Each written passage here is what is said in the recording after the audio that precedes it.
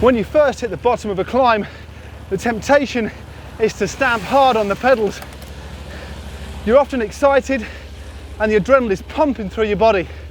But the key to success on a climb, whether it be getting a personal best or simply getting to the top, is getting the tempo right. There are two main factors that determine your climbing ability. The first is your technique, both on the bike and with your pacing, and the second is your power to weight ratio.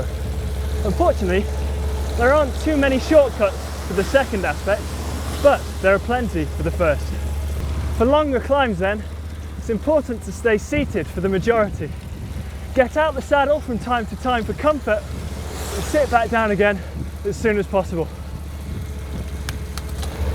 If you follow pro cycling, you'll notice that a lot of the pros, Alberto Contador particularly, spend a lot of time riding out of the saddle.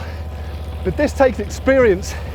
But if you find riding out of the saddle is comfortable, then do it, because it is all about comfort. Try to keep your gears light. This means spinning a smaller gear at a higher cadence.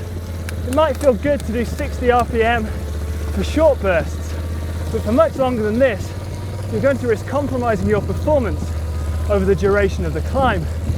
That's because lower cadences exert more force on your muscles and will do more damage. So keep the gears easy and spin. Look to ride at a cadence of around 80 RPM or a little bit either side. This is the optimum if you're looking for a guideline.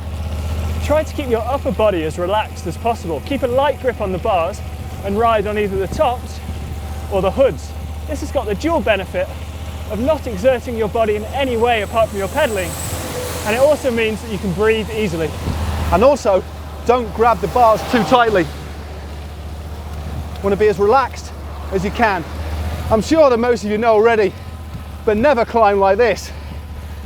You lose your balance completely and you look like a bit of a weirdo. Always on the hoods.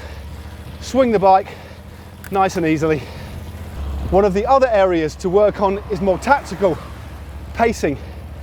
Pacing yourself on a climb is so important to get right.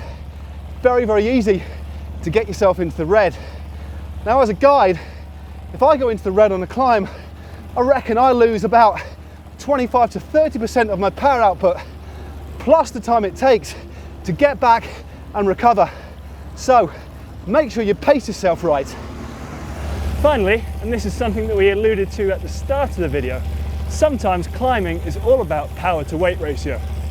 Lose a few kilos or gain a few watts and you'll soon be riding uphill faster than you were before.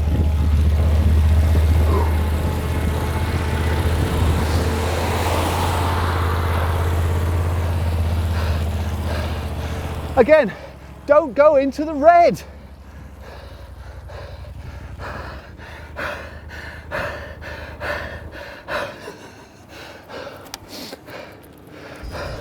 Don't follow a tempo that could see you getting dropped, and don't follow attacks that are clearly above your level.